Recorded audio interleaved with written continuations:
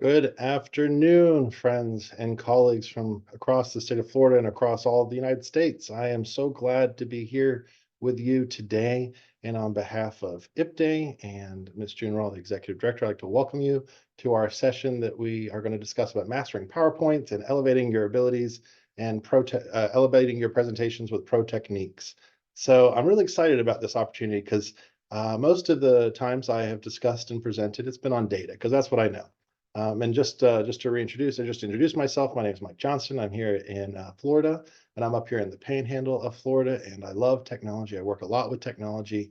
I love the purpose of what we do in the state of Florida regarding adult education and all of the strategies we use to help elevate people in their careers. And by that extension, I also appreciate and love what everyone else here does as well, because I know you're representing so many different types of organizations. I know that we have people that are here that are on the public sector, working directly in the districts. We have people that are from community jails. We have people that are in different facets of the United States. So it's always a pleasure to work in order to help elevate your experience and being able to give you the solutions that you need to be able to be successful in your program. So here we're going to focus on some PowerPoint techniques that you can use. And the great thing about these is that we're going to talk about the strategies that we can use together, but these are not difficult. What we're going to talk about today are things that are going to be nuanced and extremely opportunistic for you to use, but they're not going to be difficult.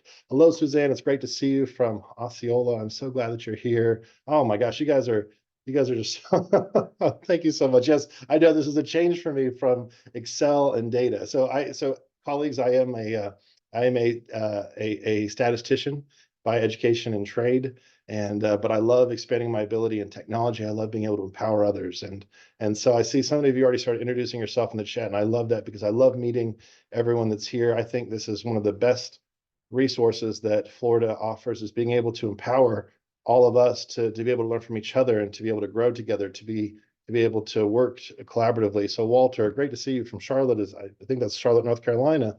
It's great to see you. Jefferson, sorry, Jean-Francois. Great to see you, John. Always so great. Dawn, so great to see you as well. Miami-Dade College is here. It's so great to see so many of our friends from across the state. So I'm really looking forward to this. As most of you that are returning to the session, I manage the chat and the Q&A live, so I never get offended with questions. I love them. And oh, fantastic, Sabrina! It's great to see you again. Charlotte Correctional Institution. Love the purpose of your goals. So glad that you're here. So I manage the questions and answer in the chat very well. I believe I manage it well, but I'm always looking to make sure that I answer all questions and answer them pretty timely. So if you have them, just put them in there, and I'll be more than happy to answer that. You are muted in this situation, so that's okay because I can read them very well. So you're in the listen only mode, and this presentation will be posted within 48 hours on the IPDAY website. So please be on the lookout. And that's the nice thing, is it's recorded, and I love being able to give everyone and give the world our knowledge, because that way, if you need to go back and rewatch it, you're more than welcome to do so. This is an interactive, okay, this is the interactive data session slide. The reason what sort of spurred this nuanced presentation, for those that are new, I tend to present on data and data strategies and statistics using Excel for you to demonstrate the efficacy of your programs using great techniques. But I've had so many questions come in about this slide, interestingly enough, and of all the stuff that I've presented with IPDAY, this has been one of the most discussed topics, and individuals have asked, where did this come from? How did I create this? So I'm actually going to go through and show everyone today. So this is not really an interactive data session. It's going to be an interactive PowerPoint session, and you'll have the resources to follow along with me to go through this. But again, these tricks are going to be what you can use to elevate your experience developing PowerPoints. There is a practice file that I have gone through and designed and put some images on there, and put some of these images and words, the shapes that we're going to discuss, those are in those PowerPoints. So my good friend and colleague Joseph at IPDAY, I'm going to ask that he drop that link in the chat for all of us here. Oh, good, we got great attendance. I love our attendance is doing so well. Thank you so much, Joseph, on behalf of me. I appreciate you doing that. And colleagues, I'll take a couple seconds and let you download the file. And I promise you, I've created, there's nothing PII. I'm using all public images. So these are coming directly from PowerPoint. They're images that you can use in stock photos. But we're going to talk about how to work with them and even manipulate them some to make your PowerPoints really jump out. Because we all know we have to make them. We know sometimes we have to make them quickly, and we find out that we have an emergent opportunity in order to either get a grant, or maybe we have to present it to our supervisors. And PowerPoints are great ways to convey material. So just referencing, when you are working in your PowerPoints, that there are different versions of PowerPoint. And I have talked to our colleagues about different versions of Excel. There's different versions of Microsoft. So when you are working in PowerPoint, some of the strategies we're going to use today, actually all of them, are going to require that we're using a non-version of 297 2003.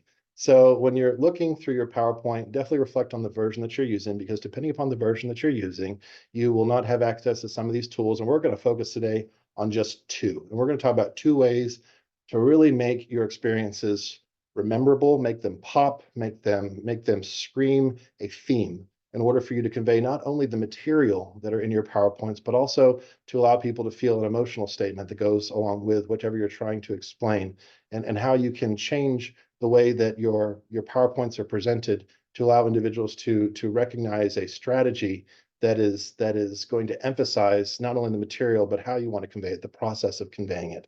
But we're not going to be overly elaborate. We're not going to make things swirl and bounce, and we're not going to make things difficult. We're going to be strategic with the way that we're going to move our images and our words within our PowerPoint. So please let me know in the chat if you have not been able to download the practice PowerPoint presentation that we've posted there for you. If you have popped in, I see that there are 3 new attendees that have joined since posting that link. So we may have to post it again. I don't know if they can see it historically, but please, if you popped in and you do not see a link for the practice file, yes, you can edit, Diana, absolutely. Thank you, Joseph, for re-sharing that. Yeah, the nice thing is that this is for you, so if you can always download, you can always open it again.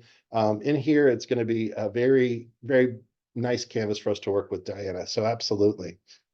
So recognizing here, all these strategies we're going to talk about today will take just minutes to execute. This is not something you're going to have to write out 30 steps and processes. And for those more familiar with PowerPoints, the major discussions with the fluidity of the PowerPoint are going to be hitting on your animations versus your transitions. And ladies and gentlemen, colleagues, friends, we are not going to be using the animations. The animations are much more complex, I believe. The transitions, we can do so much with transitioning. So let's just look here at a prime example. We have a wonderful young lady who is in the bottom right corner, and we have a shape that is rectangular, and this rectangle is oriented in vertical sense. And hopefully that did make an impression to us, because it added a little bit of character, a little bit of passion. And this is a stock image. And but let's think about ways that we could potentially reorient this image. But also, I'm going to ask for everyone here to participate, because I want to know if I'm doing better. I always want to know if it does make an impact, and this is a great way for me to learn as well. So let's say that we were to take this image and I were to reorient this, and by doing so, all of a sudden now I took that image, and through a 1 to 2 second transition, we changed the form of that image. We still have the image in there. We may have cut some things out, but I amplified the image, and then I embedded it within some shapes. Could you tell me, colleagues and friends, version 1, version 2, which one screams science? Which one screams edgy? Which one screams tech versus one that's more of a consistent shape, like a rectangle? What are your thoughts? Okay, Diana, 2. I would tend to agree. Call it, okay, Fane. Okay, so I'm in agreement. Good. And please don't just tell me to make me feel better. I always want to learn. But I will tell you that I'm going to show you this trick, and it's going to take in under 30 seconds to do. And this is something that I believe is going to really help elevate your experiences as you create these PowerPoints. There are great ways for us to animate these processes, not using the animation tool. And the animation tool in PowerPoint, I know, can be a little bit difficult, because you have to trigger the length of the animation. You have to tell PowerPoint you want it to work, and tell PowerPoint whether you want it to work after a click or automatically with a click. And yes, Diane, I agree that the audience does predicate a big part of the strategy. So yes, you always have to know your audience, and that's a very good follow-up point, that your audience is going to that you're always going to want to know what's going on there. Okay, it looks like she's behind a chicken wire. I guess you could take those hexagonal shapes as being a chicken wire. and losing the white detail. I feel like you're losing the white. Okay, so I'm hearing good discussion on this. But the nice thing is that this is a way that you'll be able to use many different shapes. I chose a hexagon in this situation because the hexagon has a chemistry feel to it. To me, it had a science feel to it. It's a shape that is symmetric. It is a shape that represents chemistry and a cyclohexane product. So again, I was thinking sciency in this picture, but there's a lot of the ways that we can create effective shapes like this. But let's say that I want to focus in and do a focus on this individual and highlight them. The great way we can do so is that we can use another transition. And in this transition, all we're going to do is just we're going to fade out the remainder of the slide. And it looks like a honeycomb. Yes, Karen, I agree. It does look like a honeycomb. We're going to fade out the rest of the slide. And in doing so, I'm going to use one very quick animation in order to focus in on this one point of the slide. So I don't have to take my mouse. And this happens to me when I don't have time to amply prepare. So to emphasize, I don't have to take my mouse and say, oh, this is Susie Spectacular. She's down here. I can allow PowerPoint and the visual animation that's associated with the transition slides to discuss and focus in on Susie Spectacular. And again, this is something we're going to talk about and show us today in our discussions and demonstrations. One command that I always like to emphasize over and over as you're working with the PowerPoint in the transition strategy is the Control D command. This is the duplicate. This is the duplicate command. So the big emphasis of what we're going to do here is that we're going to create and duplicate your slides that have the same images and the same colors, and we're going to automate the transition between them using a morph strategy. But we're going to make small changes, and Excel will actually pick up on that, and they're going to make those fluid movements for you. And those fluid movements will be consistent upon you changing from one slide to the next. So you don't have to add in those animations that require the clicks throughout the slide that often require that extra thought process during your presentation. So just keeping up here, if you have a Windows computer, you're going to use the Control D. I should put the same equivalent for Mac, and that's going to be the Apple D, and that'll allow you to duplicate a PowerPoint slide in your presentation. So if you get a chance and you have PowerPoint open adjacent to you, you're going to see that as you scroll over to the Transitions tab, you'll see probably a volume of different transitions. But we are going to focus on two very heavily today. The morph transition. This is by far one of my favorite movements, one of my favorite transitions, because notice there I amplified my image by focusing in. Sorry, I focused in on my morph icon by amplifying my image. And I will show you today that this is just the difference between one slide and the next. I didn't have to go in and change the dynamics of the slide itself. I just had to amplify this. And the nice part is this is going to be another transition, is that I can bring in different images that are outside of my slide and what I'll call is the canvas of PowerPoint. And this will be another transition that we're going to use as well. And I'm going to talk about the push transition. So the focus today is going to be on the morph transition and the push transition. If there are a whole slew of different animations that you can use within transitions, and that's going to be one of the big differences. Is there's animations and transitions. Animations definitely require, I believe, a little bit more configuration efforts. They require timeliness. They require you to order the strategy of your animations. The transitions are a lot more cookie cutter, and they can be extremely powerful in order for you to add some visual movement to your slides such that they bring in the users to see something that's a little bit different. But again, it's not something that's going to be indefinite. How many of us have ever seen a slide that looks like this? 5, 6 bullet points. Have we all seen that before? And I'd love to hear your thoughts. Does this bedazzle you? Are you excited by looking at this bulleted list, or is this something that you might think could maybe use a little bit of sprucing up? I love to hear your thoughts, because I know this is something that happens quite often to me, is that I know that I want to convey. Yes, I agree, Don. I don't see a lot of dazzling. Seen it, done it, not bedazzled. Totally agree with you, Mary Ann. Totally agree with you. Karen, yes, I get the emoticon completely. Okay, Kay, I get you. It works for you, and that's completely fine. There's no right or wrong to this. I'm going to show strategies that I've used to change this, and it's going to Make this opportunistic. It's going to allow trigger points for you when you're presenting to reflect on these statements. But it's again just a food for thought. It's an opportunity for us to advance these strategies together. And just to give an idea, this is one example of us using the push transition. The push transition I love because it works vertically, and I think our eyes are trained in this vertical motion just because we've watched so many movies in our life. We tend to see the credits roll vertically up. So I tend to believe that the push transition works best when you have very vertical objects within your PowerPoint. So by doing so, I'm taking the same bulleted points. I've added a little bit of picture to them, something to impress to our viewers that there is this picture, because they tend to pull on our memories. So we can not only associate potentially the picture by itself, but picture with these words. And then I add a little bit of an empowering word in the middle between these. And we'll talk about how this took me maybe 45 seconds to design as well. So I am pushing between animation. I'm pushing between slides in order for us to hit those same bullet points as one example, and an alternative to using the bullet point structured slide. And there are many different ways that you can take that and I think advance it or change it so it can be more animated in between topics. But again, it's not the albeit. There's not going to be one for all. This was an example of a slide that we had before, and this was the original slide that we talked about the questions and answers. But you can do so much in PowerPoint. Thank you. I agree, Karen, that it definitely provides a little bit more insight. It allows us to look at something with the words and hopefully that context of seeing a picture, of seeing something that allows us to tie that together. And I often like to use very triggering words that coincide with those experiences. I'm a data person. That's what I do. And sometimes data can be a little dry. I get that. So I have to try to find ways consistently to innovate those experiences so people can remember those important data points. So Karen, I totally agree with you. So the nice thing about this is that we can do a lot with an amplification. Agreed, Barbara, is that sometimes if there's a little bit more movement, not an excessive amount of movement. I never go for excessive.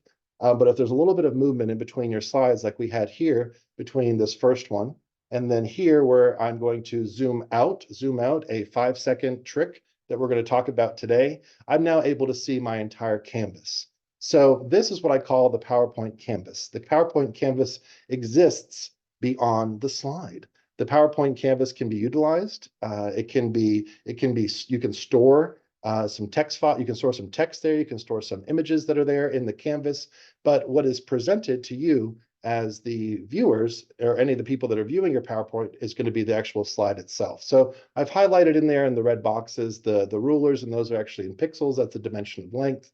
But we're going to talk about zooming in and zooming out in order to emphasize different portions of your slide. And the zooming is a very easy function. Again, nothing that's going to be too complex, nothing that's going to take 20 minutes to design, and you are not going to have to buy anything. I've seen quite a few of my colleagues, actually I have quite a few of my students that have paid memberships to these sites to where they can download these pre-populated PowerPoint presentations, and they add their own information to it.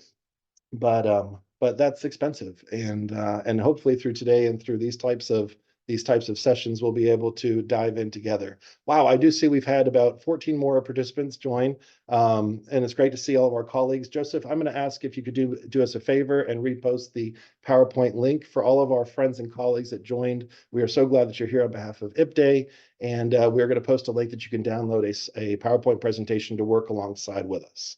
Thank you so much, Joseph, for posting that. Colleagues, friends, how many times have you ever been at a session, whether it's a virtual webinar, whether it is at a physical meeting where someone has posted a table of data? Let me know in the chat. Have you been to a session before where you've seen a data table like this? Let me know. Looks like I'm having issue. Oh no, I'm sorry, Michael. This will be recorded. Please, join back in if you'd like. Yes, I'm seeing that there's been quite a few of us that have seen a data table like this. Isn't it hard to read? I agree with you. It's just it's overwhelming. I don't even know as the individual who developed this table where I really want people to look at while it's looking like this. So let's think about this. I'm going to give you all a strategy that I use consistently when I present data tables, and I do that a lot because I work in research. So the ability for us to zoom in and zoom out of this and transition using the morph transition option is going to allow us to be very focused. So This is an example of a slide transition to where now I'm not taking my cursor. Notice I'm not having to do this and move it all around the slides. I'm sure you can probably see my mouse arrow. That in this situation, I just took a morph transition and I focused. Hey, Tyrone, it's great to see you. And now you can see that I have these 4 pilot courses, or these Central Campus nights, Central Campus days, North Campus nights, North Campus days. Now I want to make sure that as I am progressing through this, I want to emphasize the number of students that are in each of these courses. And notice by doing so, I used one other morph technology strategy that made the numbers a little bit larger. So hopefully that allowed your keen visual acuity to move along with this, knowing that I'm moving along in the presentation. I've not had to change my table. I've not had to go and redesign or redimensionalize anything. I've just gone ahead and just shifted. I just shifted the view of my slide, and then I added that morph strategy to it. And I'm going to show you that. I hope you guys are going to love it. Noticing here, I want to talk about my GED completion rate, but notice I didn't want to lose when I shifted over which location results in that GED completion rate. So what I did is I took my first pilot course and I just moved that over and replaced the number of students because I wanted to focus on the metric GED completion rate. And I can talk here about which one had the most successful GED completion rate, which one had the least success, but recognizing that they all were at 80% or above, I think is really impressive. But again, this is the morph transition that I'm using in between slides, something that is not difficult for us to do, and we're going to talk about it today. And then lastly, I'm going to shift one more time, allowing you as the viewer to be able to see the change, referencing that now I'm probably going to talk about post tests, and that's what I'm going to do. I'm going to reference here that these 4 different sections had the number of post test rates, which were different, and we saw that they spanned from 19 to 45. And then lastly, I can then jump back out so you can see the entire slide that originally existed. But the focus here was taking something that could be very large and very overwhelming to those that are viewing it, and then refocusing their acuity, refocusing their vision on the areas that you're going to discuss. But again, without having to use a PowerPoint, a mouse. We're not going to have to change my mouse. I'm not going to have to take a laser pointer and point that on a screen. So hopefully this is going to give you those 5 topics. I can talk about this and what I do for days and days on end. And if you do love what we're talking about today, I'd love to hear it when we get to the feedback at the end, because I'm going to show you some awesome tricks that we can do in order to do this successfully. So are we all ready to practice together? Let me know in the chat if you're ready to work together on this so we can show how we can animate some of these topics. So hopefully now you're able to see my, thank you for the thumbs up. Appreciate that, friends. Hopefully you're able to see my practice slide with the honeycomb. We'll call it the honeycomb. I love that. Ready to discover. Totally agree, Jean-Francois. The honeycomb here on the slide. Are we able to see the honeycomb and Susie? I think our student Susie, let me know if you can see that on the display, making sure that I transition correctly. Wonderful. Thank you so much. Appreciate that, Marianne, Karen. Awesome. Let's go, honeycomb. Okay. Okay, we're ready. So this is something I always like to emphasize, is that I am scrolling in and out of my PowerPoint slide. This is the same thing as me taking this icon here at the bottom right, and I am just zooming in and zooming out. On my keyboard, I am hitting Control, and there's a scrolly button on my mouse that allows me to do the exact same thing. In this situation, you will see that my canvas is what I consider outlined here. My slide is the slide. It's what's viewed in the white dimensions that are here. And you can see that this follows my ruler, which is in the form of a pixel. It's a dimension of length. And what the user will see is going to be displayed here in this value of my first slide. So as you can see, if I were to make this image larger, and hopefully you can work along with me, if I make this image larger, you can see the whole image here on my right side. I'm going to get rid of these notes here. We're not going to worry about the notes for today. You can see the image here on my right side, but what is displayed is going to be only that crosses the slide. So you can always change this. You can move it around. You can amplify and so forth. So your ruler isn't showing, Diane. There's a cool part about coming up here into the search. And Diana, I apologize. My vision is not as good as it used to be. So if I mispronounce your name, please know it's not intentional. Diana, if you are not able to see the ruler, go ahead and type in ruler at the search, and hopefully that'll allow you to pop up. And then you have an action to either show or hide the ruler by showing you here. And you can also add grid lines, but I don't do that in this form because it sometimes can be confusing to individuals. So I'll just make this be on the slide, first of all. What I'm going to do here is before continuing on, I'm going to work through examples together, and we're going to talk about some introductions to images. So I'm going to come up here. I'm going to go to, oops, I'm going to go to new slide, but I want a blank slide. So I'm going to add a new slide, blank slide. Excellent, Diane. I'm glad you got it. And I'm going to drop this slide up to my first one. So if you get a chance, colleagues, go ahead and add that blank slide.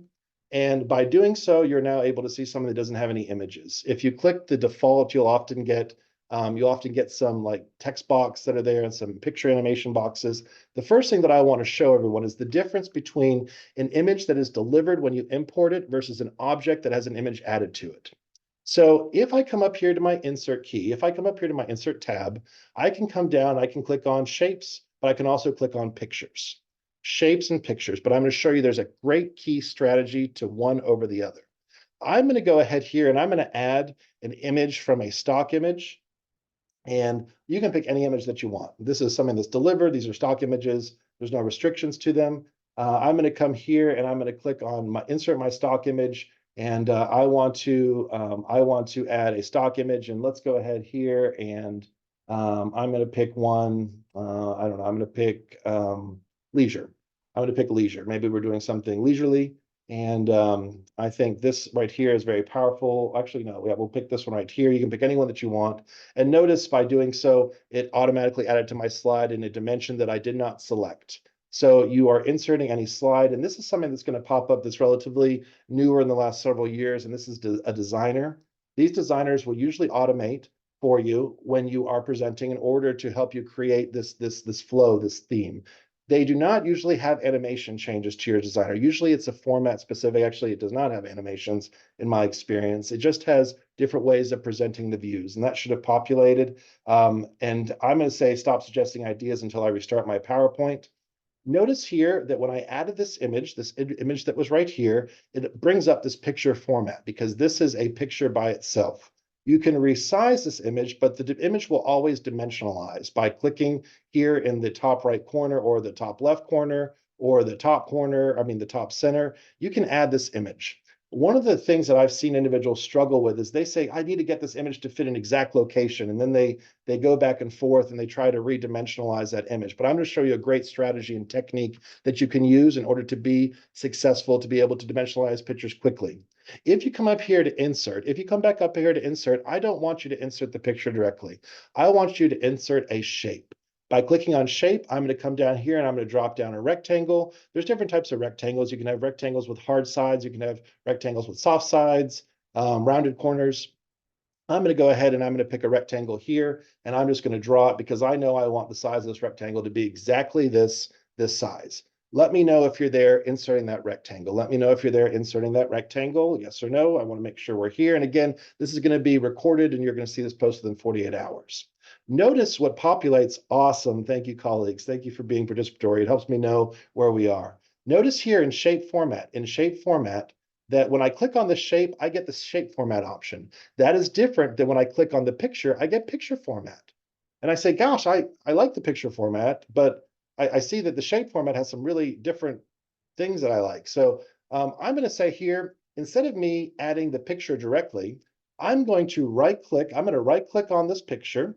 And hopefully we all can come down here to format shape. And when I format shape, I can click on fill, and then I can select over here, picture or texture fill, picture or texture fill. And by doing so, you can actually input pictures directly. I can say that I want to insert a source, and I can say the exact same thing, stock images. And I'm going to click on that leisure, wherever that was. It was down here somewhere. Hopefully, wherever that was, my leisure. Well, okay, well, I'm going to spit another image here. I can't find my leisure. Of course, it worked before, but now when I'm here present, I can't. Okay, I'm going to click on success. I like success. That's empowering. So I'm going to click on the success here. So I'm going to put these high fives, and I got these hands up. So now I inserted a picture into my object. But notice now, when I insert this picture, not only do I have my shape format option, I also have my picture format option. I have my shape format and my picture format. And this is why I love this so much more. Colleagues, there is in the shape format an edit shape option. An edit shape option. Notice I don't have that within a picture. When I click on my picture, there's no editing the shape at all. However, I can change the points on my edit shape by clicking on edit points. Love this feature. It's one of the best features I have to make a picture fit to whatever you need. So I'm going to click on edit points, and this allows me to take my right point and drag it in, my left point and drag it in. It allows me to take my bottom left point and drag it here. I can take my center point. I can make this a little bit more curved. I can then take this image and I can manipulate it to fit whatever I need it to fit. And so let's think about that. Let's maybe do, I know, isn't that a cool experience? Yes, whenever you, isn't it awesome, my friends? I totally agree. When this is going to be life-changing because it'll allow you to move your images and you can change them and dimensionalize them in any way you need to. I'm going to do the exact same thing, but I want to let everyone know that down here at the bottom, I put some stock images that I often keep in my slide. I call this my image repository. I keep this usually at my very bottom slide. Here, I'm just going to say that I have Susie. In here, if I copy Susie, when I copy Susie, this will put Susie's picture on my clipboard. I'm going to come back up here and show another really great technique that I can use of inserting my picture. I'm sorry, inserting my image, my shape, and I'm going to insert another shape as a form of a rectangle. I use soft edges. I'm going to come over here. I'm going to right click on it and I'm going to click format shape, which is what I had here. And then with that picture fill, because I copied Susie to my clipboard, and you can do this from the web, you can do this from any site. When I click clipboard, that's going to actually add Susie directly to that shape. So that clipboard feature is very powerful. And the nice thing about this here is that I can take Susie and I can change her the traditional way by changing the dimensions here, or I can go back to my shape format, click on edit shape, edit points, and now I can change this ever so much and redimensionalize this to fit something that could be very helpful to me. So let's talk about why this is so helpful. Let's go ahead and get a little bit, live outside the box. I have Susie that's here. Let's say I come and I want to insert a computer. All right, insert a computer on a screen. I'm going to go here and be creative. I'm going to go to insert. I'm going to hit 3D models, and I'm going to say stock 3D models. So now I'm inserting a stock 3D model. I'll do that one more time. Insert 3D models, stock 3D models. Here, I'm just going to type computer, and I'm going to search for a computer, one that I like. And I really like, let's see, I like this first computer screen right here. So I'm going to insert this 3D model into my computer screen.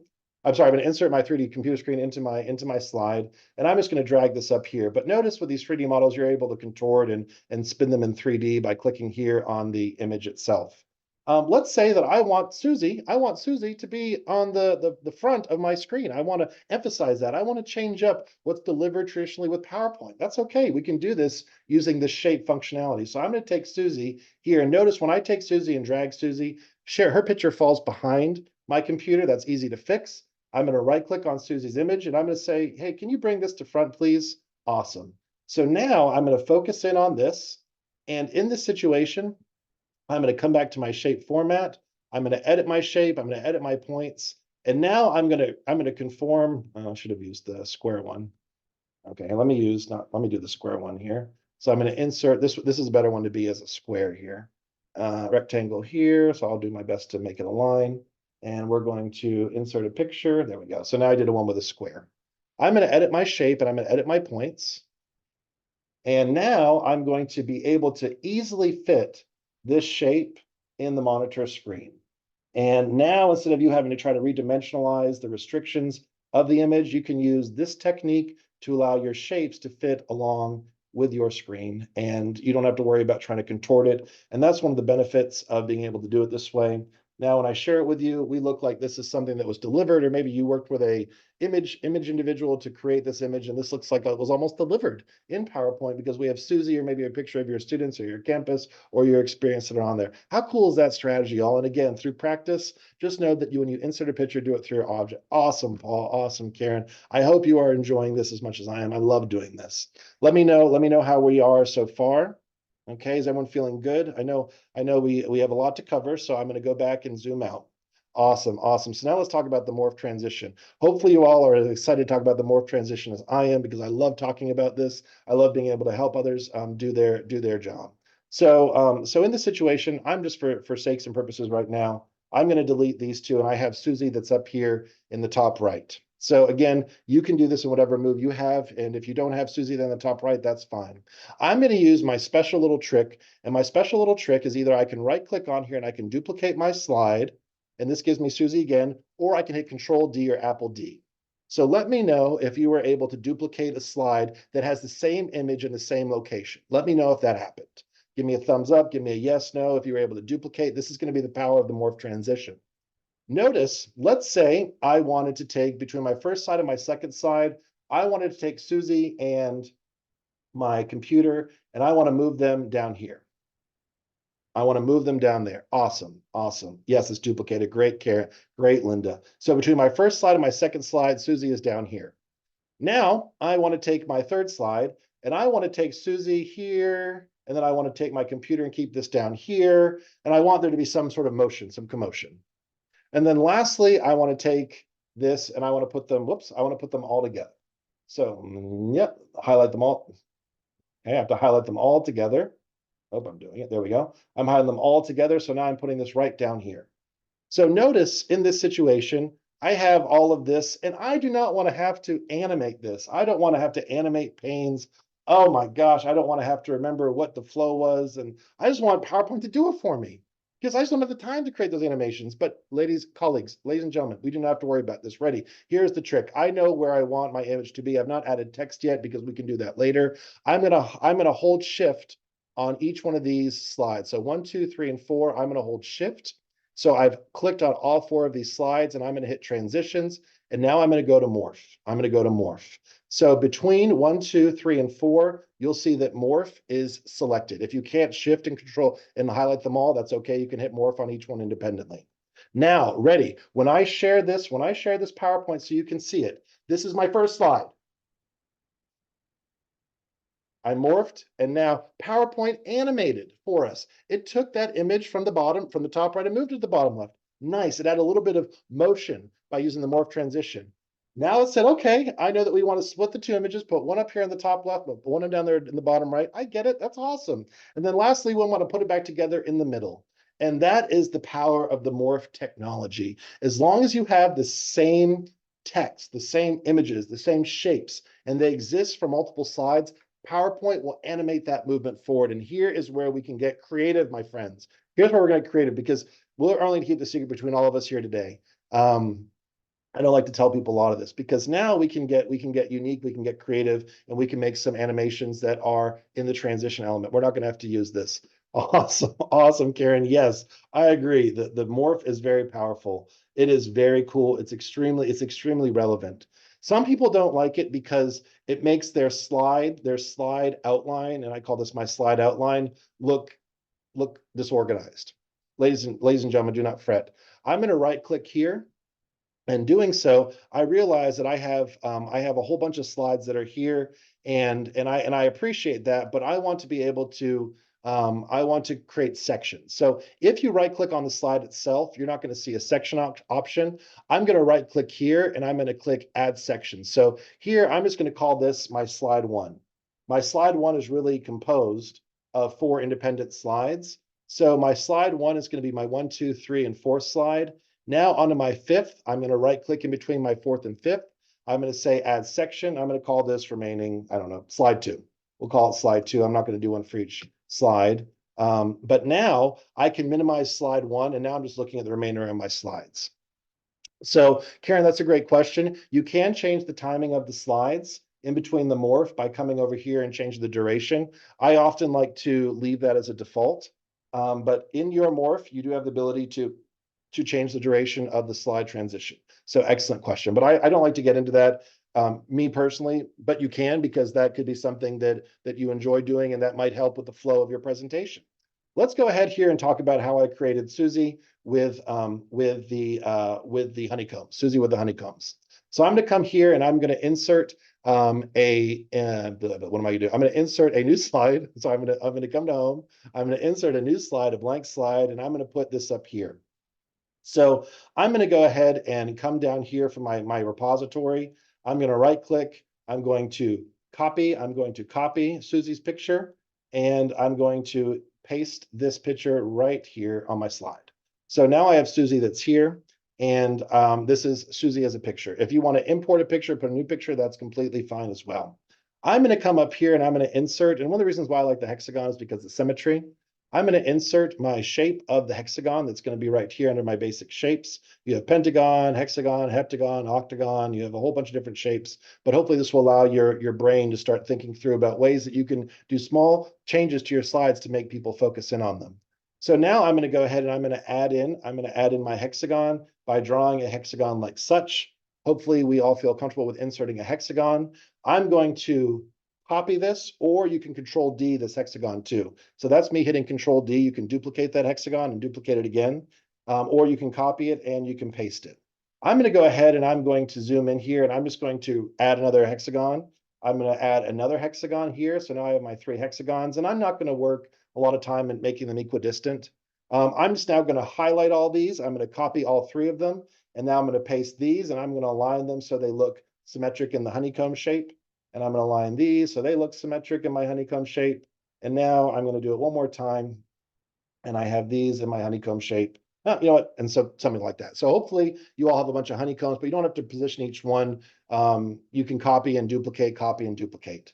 So in here, now I have my honeycombs. I want my picture to go in those honeycombs, but I want to be strategic. I want Susie to be right there. I want Susie's face to be right there.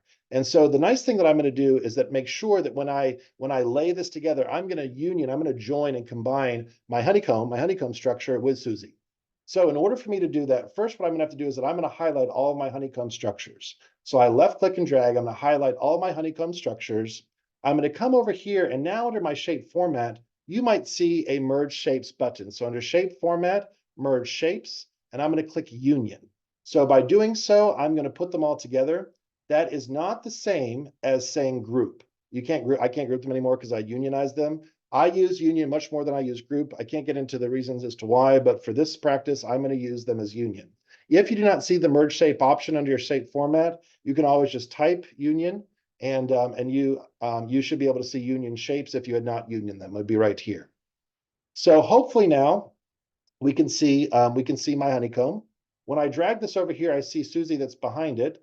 And I'm going to make Susie just a little bit bigger because I want Susie to be right. I want this to overlay. I want everything else to go away.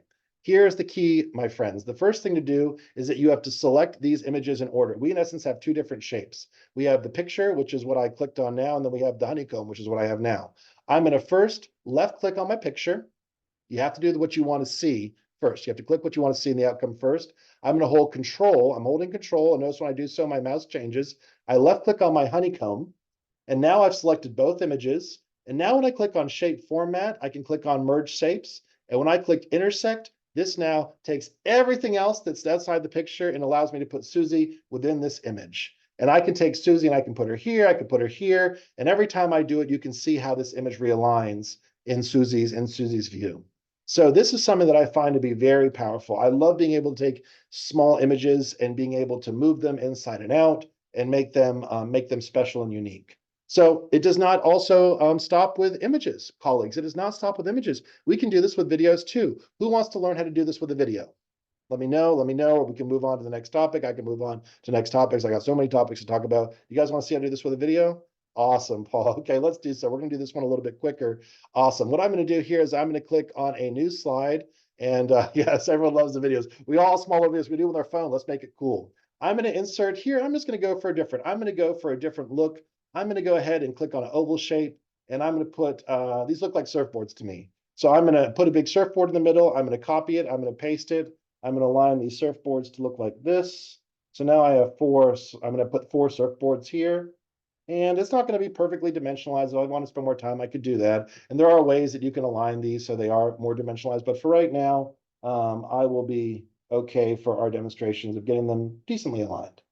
So here I put in some, okay, I'll move this a little bit more to the center. Here we go. So a little bit more to the center. So I have my 4 surfboards.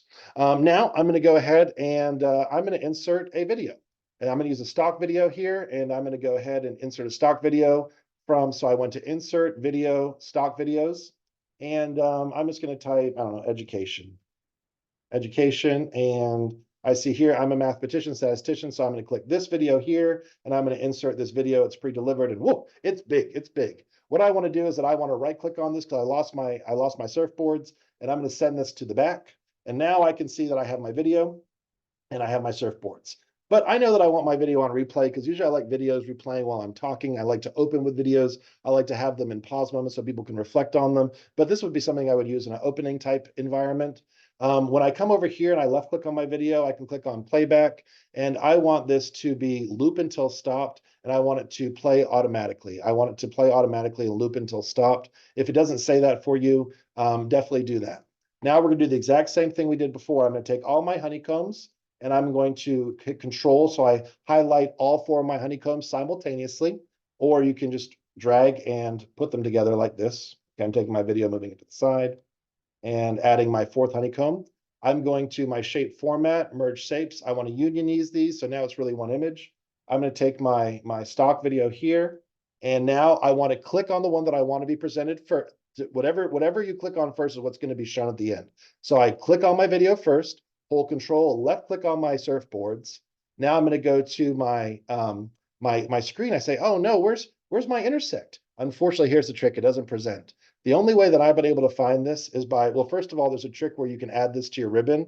So I use this a lot when I do PowerPoint presentations. So I have added this to my ribbon. But let's say you don't have that. You can just type intersect here. You'll see the merge shapes option come up. And then I come down here and I hit intersect. So now let's take a second and just look at this as we present this. So now I took a video. Whoops. I took a video that, okay, maybe I didn't configure my video correctly.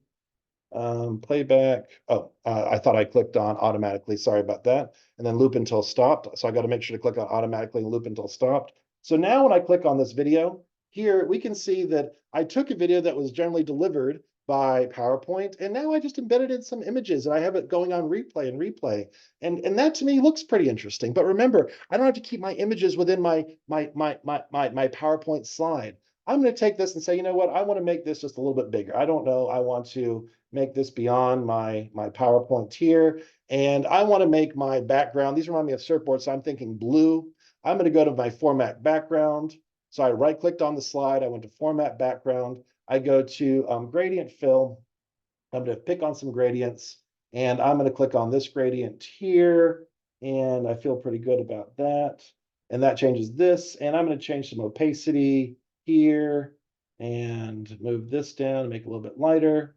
And now when I do this by just adding a background with some opacity and I present this to you all, it's just a different way of looking at things. And you can mix and move this, and maybe this might think earth, this might think water. Again, I just did this in a couple seconds, but now we have science, we have some images. It's not the traditional video that's playing. Yes, yes, Marianne, yes, Karen. And how quick was that? We didn't have to be PowerPoint rock stars to do it, but we are going to be PowerPoint rock stars, all because we learned the union, the intersect, and the image transition, which is going to be a great way for us to advance our abilities. And you can do so much with this. I've seen people just write a word. Maybe it says CTE, maybe it says adult education, maybe it says IET, and they put that into a looping video. And yes, that is high math. I agree. Okay, this looks like it is. Looks like it's fractions. I think, that could be some fractions, maybe some mixed numbers I see in there too. Um, but again, hopefully this gives you an idea about how that works in here. But remember, your images don't need to be displayed on your slide. You can have them extend beyond the slide. You can do a lot with this, and that's a very powerful option for you as well. So notice here, awesome. Thank you so much, Audrey. That's so empowering. And I'm glad. I'm hoping you're loving this. I'm hoping you're finding it informative and showing you these quick tricks that you can use in seconds to really change the orientation of your presentations to your colleagues, and hopefully win a couple big grants. And remember that IPDAY and all of us together were allowed to learn this. So remembering here, you can carry images outside of an area. And you can keep them outside. So I'm zooming out, and notice here, these images of my square rectangles that I put in here before are outside of my slide. So even though you couldn't see them originally, they were there. They don't show on the slide. But the nice thing about this is, let's say that I want to allow some movement of these rectangles. I want to come in here and I want to focus on the word often. I want to focus on the word unless, and then I want to focus on preview window. I'm going to go here and I'm going to duplicate. I'm going to duplicate or Control D this slide. So now they're the exact same thing. And for me, awesome, John. I know these tricks are so fun. Like I find this so it's changed the way that I've presented data. It's changed the way that I can interact with individuals as I'm doing PowerPoints, and I love sharing to the masses. I'm a teacher at heart. That's what I started doing in my profession. So I love the quick tricks as well, and I hope I'm glad you're enjoying them. I got lots of them. We can go through and do some really great presentations, and you can do them quickly in seconds. So, but thank you for that. So now I have these two slides that are duplicated.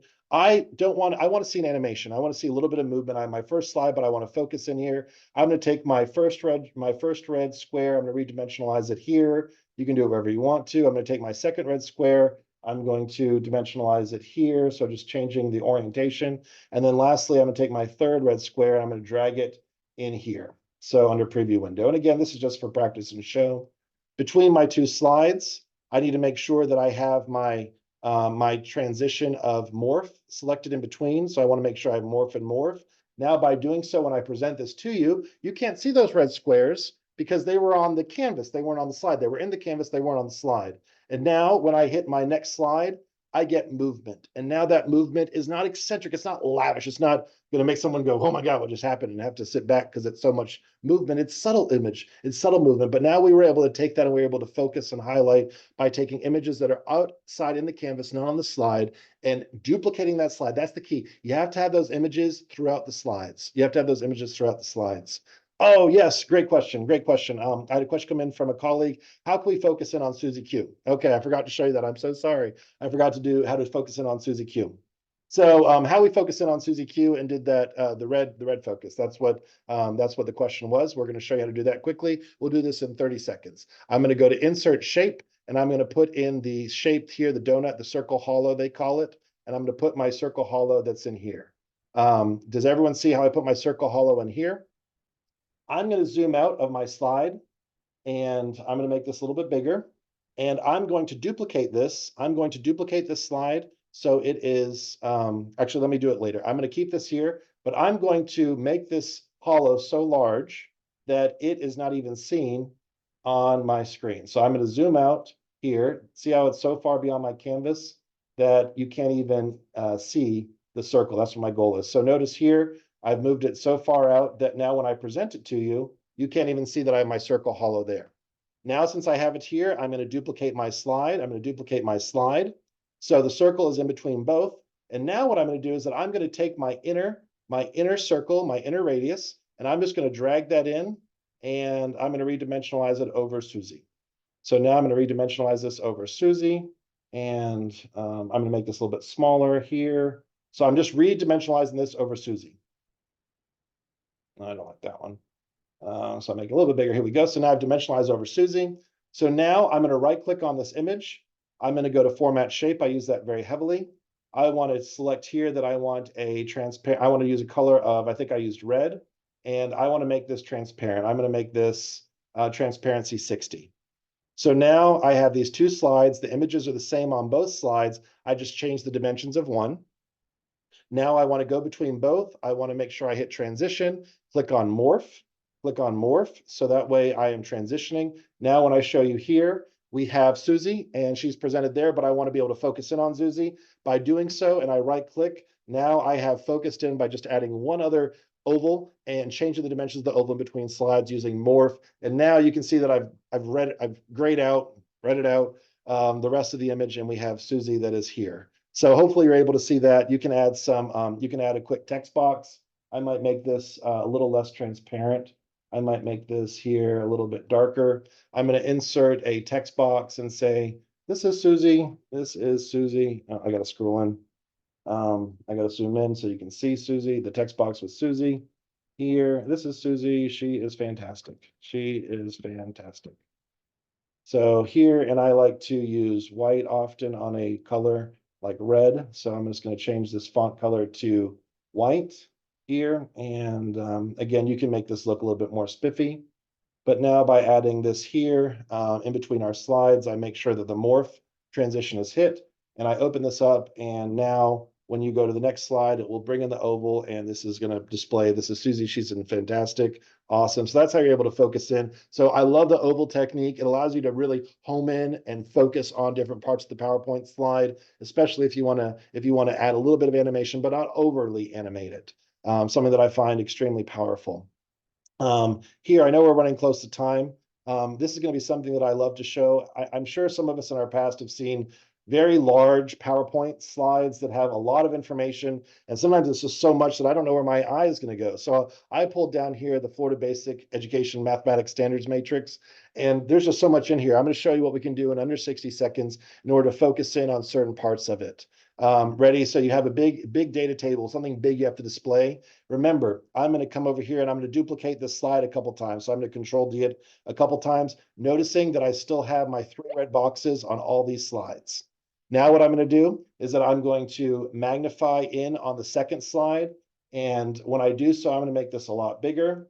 And I'm sorry, I'm going to make this a lot, I'm going to make my slide zoom go out. And notice here when I do so, I'm able to focus on my left slide here. And maybe I want to highlight for you this green portion here and then zoom in. So I bring my rectangle. In my next slide, I want to do the same thing, but I want to focus in on this blue portion here. So I'm going to come down here and bring my blue portion down here. All I did was change the dimensions of my image. And then lastly, I want to bring you back and look at the top. Again, I want to look at the top and maybe recognize something is important at the top. I'm going to bring my red rectangle here so I can focus this. And notice this is what I'm going to see here. In between all four of them, I'm going to add the morph transition.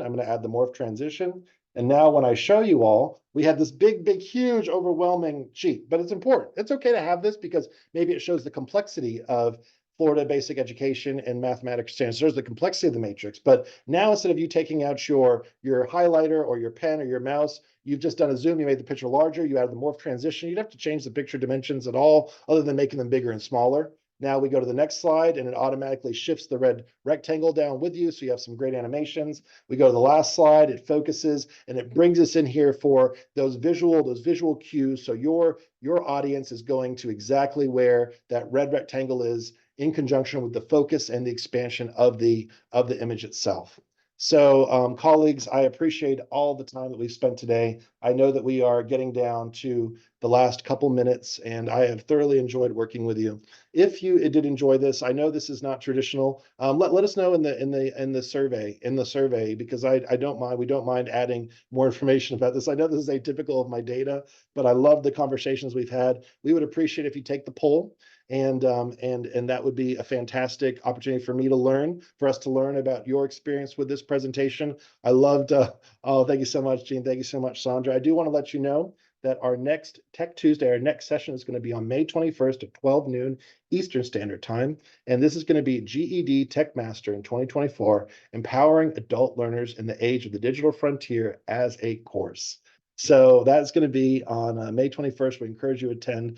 Colleagues, friends, it's so great to see you. And I hope you enjoyed this today and appreciate you taking the survey and letting us know if this is something you'd like to see more of. I'd be more than happy to show you some other great techniques. And thank you so much for your attendance. And also thank you so much for what you do in your areas of expertise. Jean, if you want to shoot an email over, I'd be more than happy to do that. Jean Francois, I'd be more than happy to do that. Jean Francois asked about the slides, let us know, and I'd be more than happy to give you those. Thank you so much again for what you do in adult education, whether it's in Florida, North Carolina, whether you're in the districts, the colleges, whether you're working in the prisons. I think everything that you all do is just wonderful. And so glad to work with you. Thank you so much, Suzanne. Thank you so much. Okay, definitely. Awesome. Oh, my email is, I'll put it in the chat here, mjohnston@pensacola-state.edu. And that is this, and I'll send that to everyone. So that is there. And hopefully you are all able to copy that. Yes, Diana, the recording will be nice. I do have a YouTube channel, but I do, yes, I do, but I try to focus, this is more, yeah, I do. Just let me know, Karen, or shoot me a message. I do a lot with math. I love teaching math. I love showing people ACT and SAT tricks and this type of stuff. So it's so great to see you, friends and colleagues. I've enjoyed this tremendously, and thank you.